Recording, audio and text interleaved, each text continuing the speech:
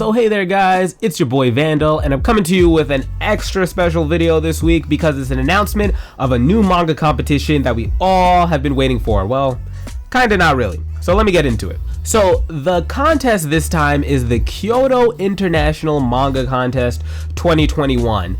And I know a lot of people might have not have heard of this competition, and I know it's no Tezuka, but it is a very important competition that I think everyone should enter, and here's why. But let's first get into what is actually this contest all about.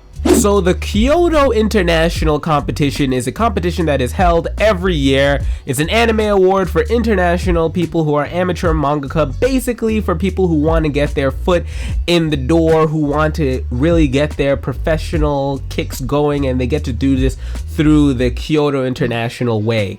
The theme, basically like you're seeing on the screen, is anything that you want, and they want you to submit your best manga, and you can look at some of the past year's winners, which is really cool because it seems like one really cool thing about this is that they do it every year. They do it at least once every year around the same time, because I know they did it last year.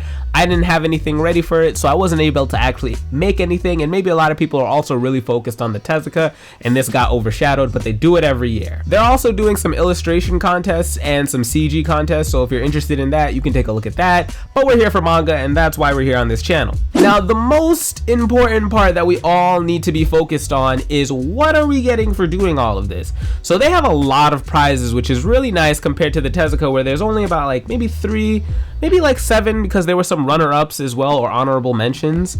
But there's at least 6 different prize pools. There's the grand prize winner, which wins 100,000. There is the second place, which wins 50,000. Then there's third place, which wins 30,000. And then there's like the finalists, which get 10,000. They pick 3 of them.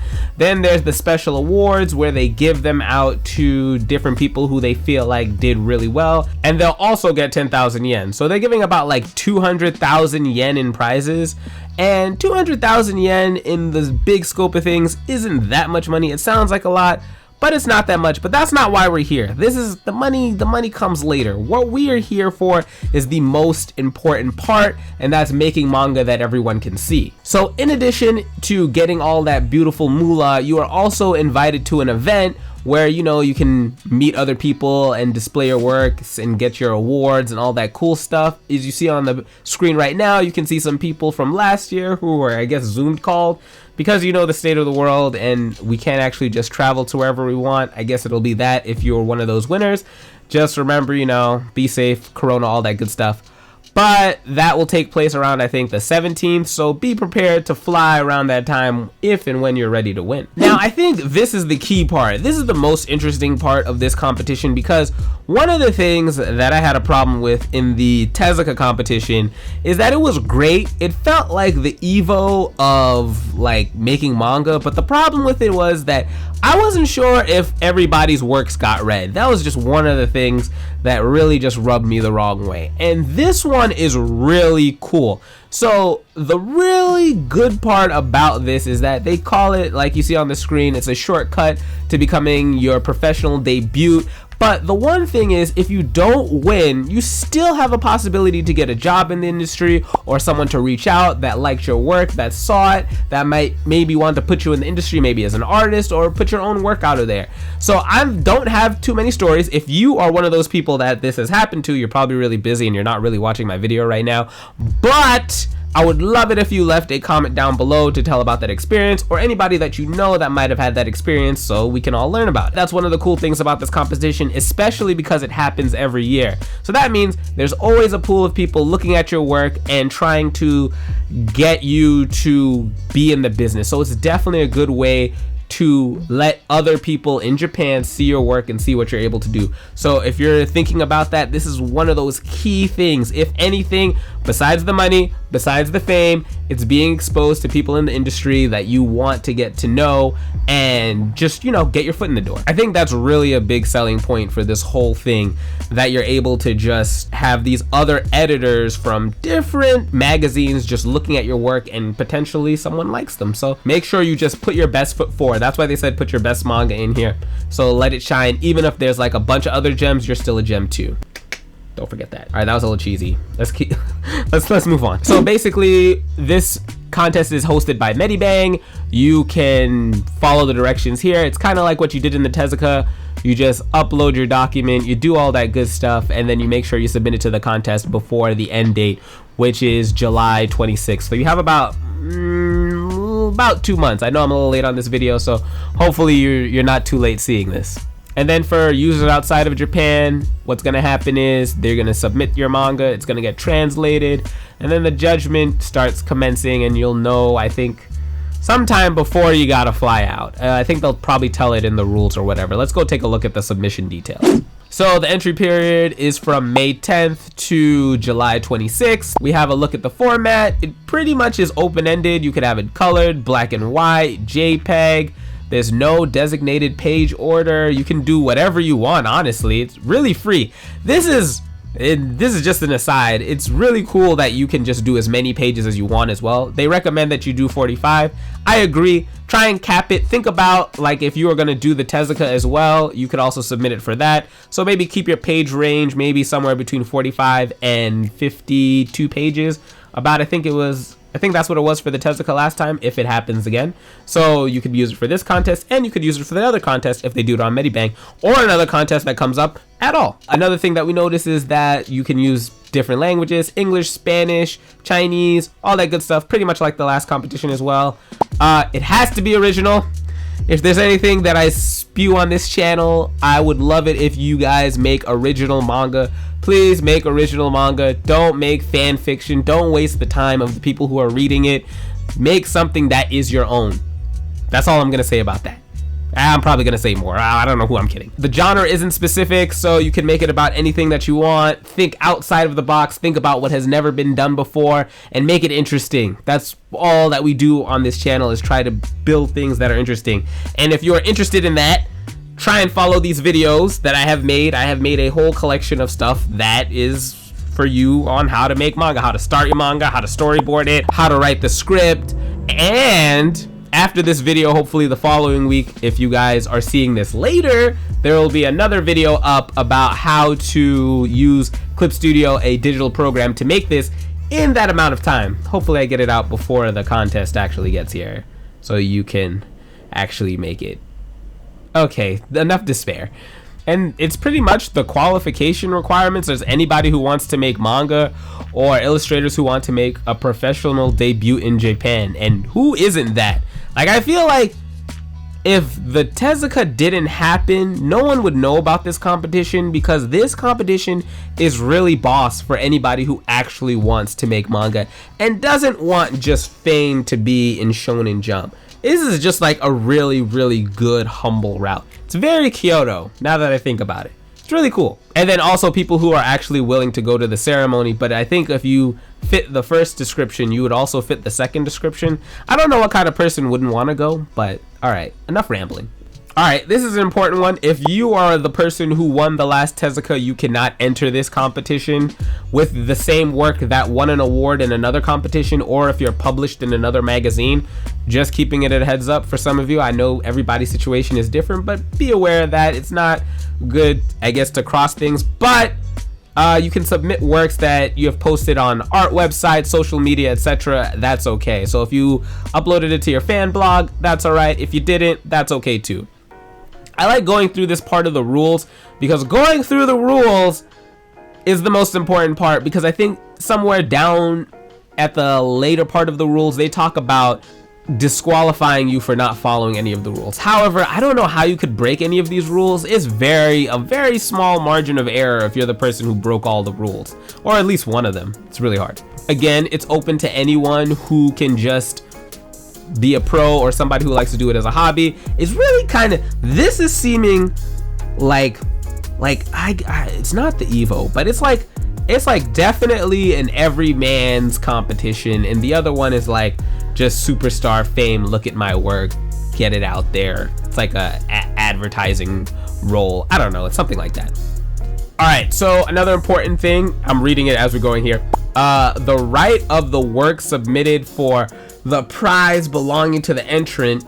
So I guess the rights of the work that you make belongs to you. However, each editorial department may contact the entrant through they can contact you, the entrant, through the organizer for a magazine publication. So again, you can always get contacted for your work if people think it's great. Prize may be revoked if we discover that an entry condition was not fulfilled prior to the completion of the judging, which again, I think is really hard if you didn't do what they're asking, which is very, very open. It seems very simple. I might be missing something. If I'm missing something, put it in the comment section down below so I can know, because there might be something I'm missing. You can do it digitally or hand drawn. It's up to you. There's no rule against that. It is up to you, whatever works for you, especially that video that's coming out next week. Hopefully I'm not putting myself in a bind. That video will definitely help you if you want to go the digital route. The traditional route, I don't know, depends on how that other video does. Anyways, all right, and then they have like a few other things that, like, during the entry period, you may receive an email from them if you, I guess, advance to the next stage. I heard a lot of that during the Tezuka, and apparently that's what Medibang does. But sometimes you won't receive an email, but that doesn't mean you didn't make it, which I think is like, they say it in the next clause, which is, this does not mean everyone will receive an email from the info contest after the period, but that also means you can get one and you cannot get one, but you could still get in. I don't know, that's not very clear, so I'm not sure. They're allowed to post your work on the Kyoto International or Medibang for free because you've entered the contest, I guess because it's free to enter, so do with that what you will. And then your likeness will be used in photos and pictures and all that good stuff. This is not too important. I might just cut this all out. And then it just tells you how to enter. Basically scroll all the way to the bottom, hit enter, and then upload your stuff. You can look at some other things. Too important, it just goes over the prizes again and then how you're gonna claim the prize, all that good stuff. And that is just that. I titled 2 of my most popular videos on this channel right now about how to get published in Japan, but I think this is definitely what you want to do if you want to get published in Japan. And I want to go into a few things that you can be thinking about as you go through this. I would say don't go into this, if this is your first time, with the mindset that you're gonna win initially. What I think would be best for most people who are starting and it's their first time or even their second time, this is a good mindset to have, is to have a growth mindset, to make something that is just really awesome. And if you've done something before, make it better than the last one, and then just keep growing from there, because this competition happens every year, and maybe one year won't happen and maybe it'll stop. But one of the things, if it's a lot of the same people who are looking at your work, will see your growth and you'll probably get some feedback, hopefully, or some people will reach out to you. It'll definitely be one of those learning curve things that you can grow from. So another thing that is an interesting caveat, I don't think I saw it anywhere in the rules. I don't know how many works you can submit. I don't know if it's 1, I don't know if it's 2.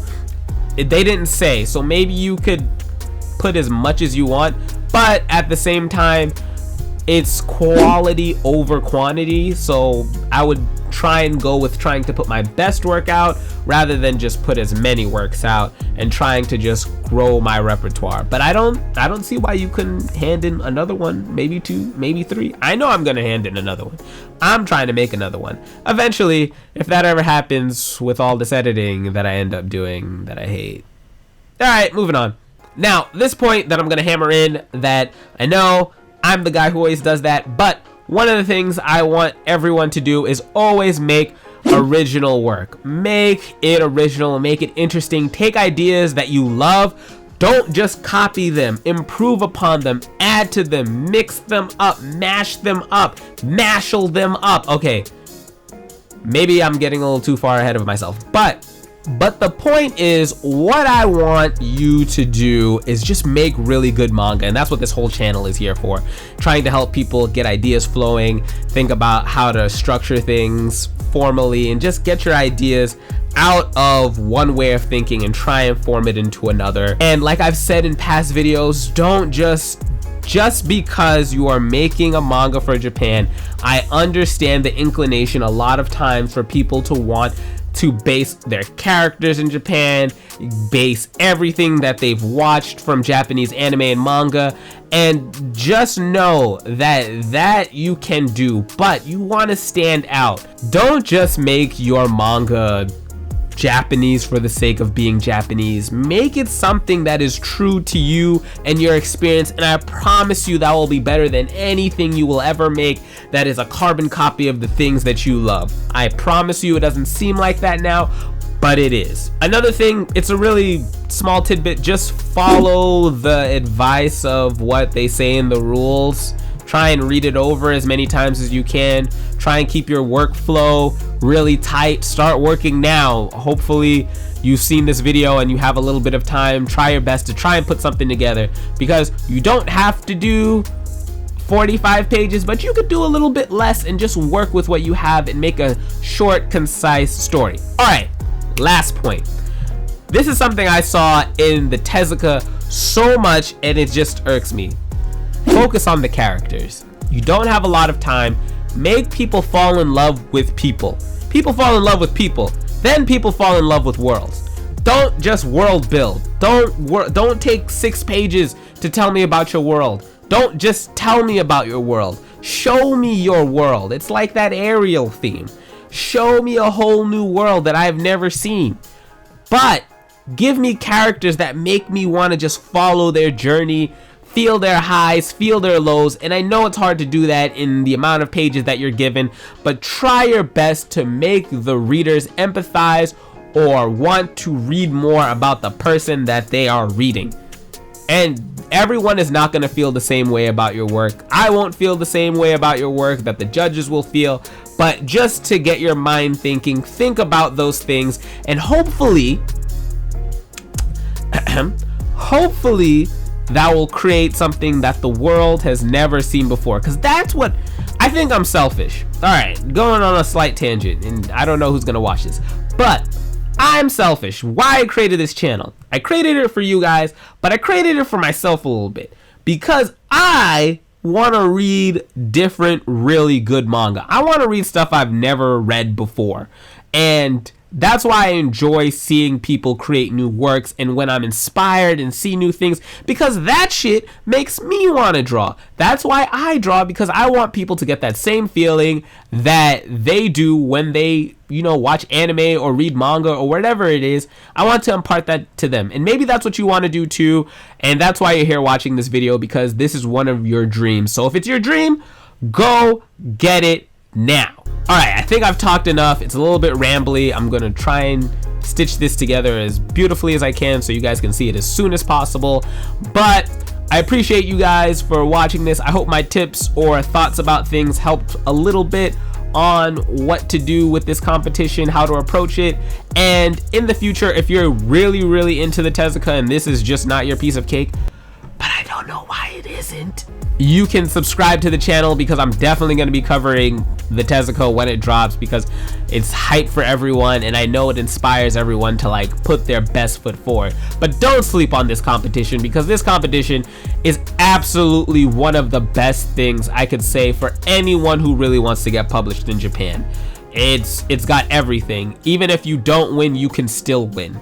That is fabulous. And the amount of people who are reading your work, crazy. 60 people, get out of here. All right, so all of that good stuff. If you want to see that video, see more videos, check out the video I have next week coming up on a full way on how to make Clip Studio. You know what to do. Hit the like button if you were informed about this in a timely manner. Hopefully it got to you when it should have. So what do you guys think about the Kyoto International Competition? Do you think it's really cool? Do you think it's whack? Do you think it's too open-ended? Do you think you won't actually get famous and it's really not worth your time? Or it's actually the best thing that's ever happened? Let me know in the comment section down below if you're interested in entering, and put your submissions down. I'd love to see them. And also join the Discord so I can see your progress as well. I'll put that in the comment section down below so you guys can check that out. Hit the like button, hit that bell for notifications when you subscribe, all that good stuff. I'll catch you guys next week with another one. Yeah, peace. Bye.